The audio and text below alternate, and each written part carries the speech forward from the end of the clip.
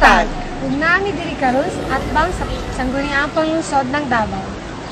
O karong adlaw among pag-interviewon si Rodel ana adiri karon sa among kilid. Si Rodel gikan siya sa tribo Kamayo.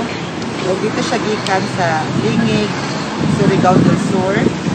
O among pag-interviewon karong adlaw kung unsa ang iya na experience katong nag-eskwela pa siya sa ilang lugar.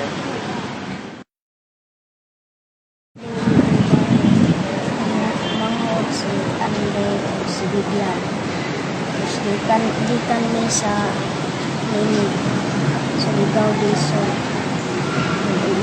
Ni sa Hilagi kong tribo, Kamayo, gikan ko sa tribo Kamayo.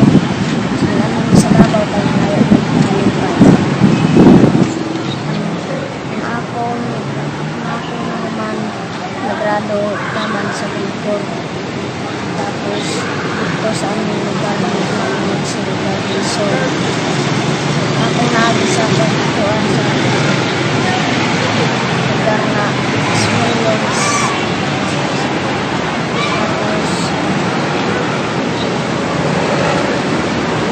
Tapos Unsa imo na experience katong nag-eskwela ka dito sa inyong lugar? sa aming lugar sa unang gamay pa ko nag-eskwela ko grade 1. Pinagagdaw ko sa mga classmates sa grade 1. Pagka-grade 2 na ako, kaulang gihapon pagka ang maestra sa grade 1 dili pa malita pagka-grade 2 na. Tapos ang kuhan pagka grade 3 abot sa grade 3 sa amsiring pagkuna ang libo. Pag magsusulat ko kuhan magpuyo ako kanang ako classmates nagsulat sa ako magsulat ko nakay makuris man tugang ko sa iya ha di man siya mutuo pagkuha na nga to pagpasa na ako iya mangyapon man rin doon pagka grade 4 na ako daw ko sa akong classmate ko pag di naman ko nagdaw kami suko naman ko sa iya ha tapos akong classmate na ay kuhan Tagalog Kamayo na gyapon mga Bisaya may Amerikano sa kabuka anak sa Amerikano diya nagpuyo sa Kauswagan. Kinsa ang usual nga nagadaog-daog sa mga katong mga kuan, mga Bisaya, katong Tagalog? Kinsa to sila? Kita sila nagadaog-daog. Nagdaog sa ako, kuan ra gyapon ako, tribo ra gyapon ako. Pero di na ako parente, Bisaya o kuan ang Kamayo. Unsa po'y buhaton sa imong maestra gang katong ginadaog-daog kasi imong mga classmate? Sa tribon pa ko daog-daogon ko labanan ko sa akong maestra kay kuan man ko kanin musbihib man ko tapos magtuyor ako sa kuan pag mag-inon ang maestra na ako cleaners mo hinlo ko ako kay pailon mga bangko tapos pagka kuan na kabo ko para ibubo sa mga bulag. Pareho mo tribo sa imong maestra? Ang ako maestra tribo niya Bisaya ang iyang amahan kaning kapitan Eugene Bantilan. Gang katong ginadaog-daog ka, di ba? Unsa pud imong ginabuhat ka kanang para dili ka daog-daogon sa imong mga kauban dito sa eskwelahan? Pag uli sa balay, pagkahapon mo, mutugang ko ka mama, pagkabuntag, muan na si mama. Oo. Pagka, primero, alas 7, klase pa, may dili, muan na si mama. Pagka alas 8, naana siya sa naiting stage na amo, pananan pagkapanood to, maghapa na siya. Pagka alas 9, recess na mo. Pagtanaw ni mama na daog-daogon to, doolon niyang bata, iya dahil badlungon. Pag di maminaw, iya pud kuan pitkan og tukog.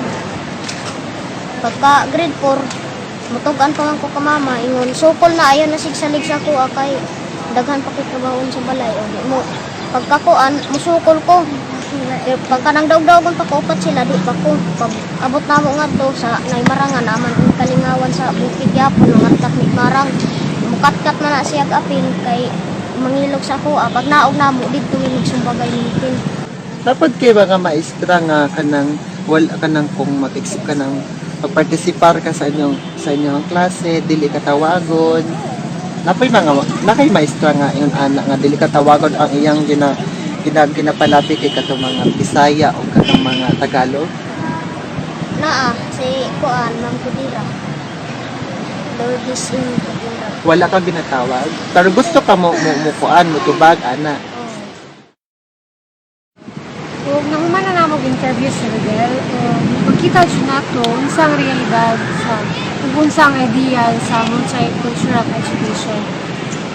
O akong nasinati ang part na Rodel kay ako po sa ako kaluman, pero mas sobra pa ang iyang na-experience dito sa ilang lugar kay matod niya grabe daw ang pagbuli sa iyang mga classmates. Ilabi na sa katong mga Tagalog o katong mga Bisaya na yung mga classmates. O napoy part ito ang ikaw din na Rodel nga na-touch yun mo na katong teacher nga gusto kay Rodel gusto unta siya nga participar kay ganahan daw siya mag-participar pero si teacher wala niya i-address or wala niya gitawag si Rodel unta as future teachers dapat maging pantay-pantay unta ka sa pag-deal sa pagtudlo or sa pag-educate sa estudyante kay o tabangan unta nato ang mga estudyante sa ilahang needs nila sa ilahang emotional, sa ilahang maybe po sa financial din. Sumala sa iya ganina nga usahay wala siya ganang mga baon anak. Tara na, tama na ng drama, tagana na sila palipay.